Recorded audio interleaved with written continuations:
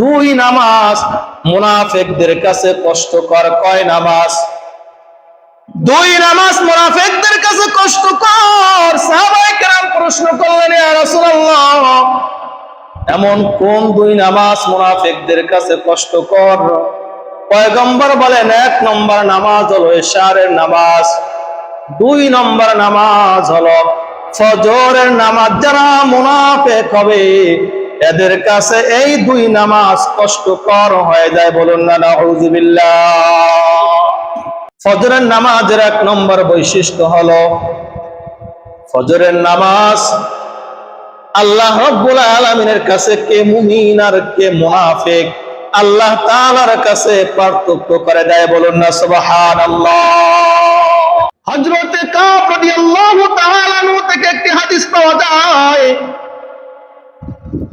হযরতে কাব রাদিয়াল্লাহু তাআলা আনহু বলেন, পয়গম্বর সাল্লাল্লাহু আলাইহি ওয়াসাল্লাম একবার ফজরের নামাজ পড়ে সাহাবায়ে কেরামদের দিক ফিরে সাহাবায়ে কেরামদেরকে বললেন, ও আমার সাহাবায়ে কেরাম, আমার অমুক সাহাবী ফজরের নামাজ পড়তে আসছে নাকি? সাহাবায়ে কেরাম উত্তর দিলেন, ইয়া রাসূলুল্লাহ, ইয়া হাবিবাল্লাহ, না, আপনার অমুক সাহাবী ফজরের নামাজ পড়তে আসে নাই।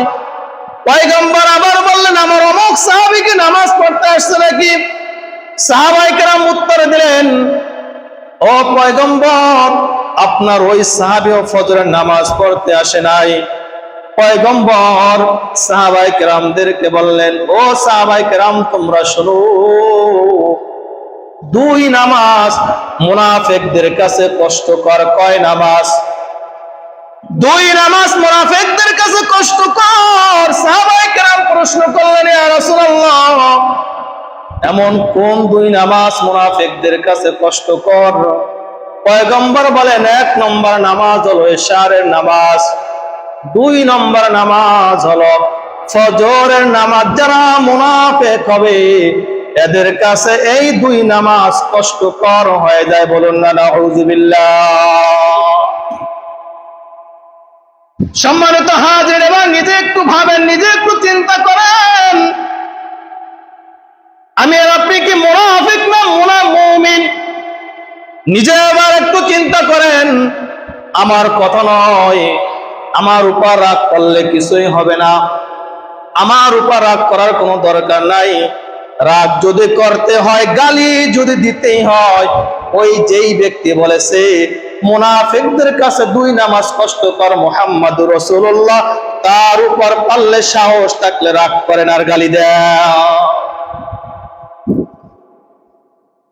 তাহলে মুনাফিকদের ফজরের নামাজের এক নম্বর বৈশিষ্ট্য হলো ফজরের নামাজ এমন একটা নামাজ যেই নামাজটা মুনাফিক আর মুমিনদের ভিতরে আল্লাহ রাব্বুল আলামিনের কাছে পার্থক্য করে দেয়।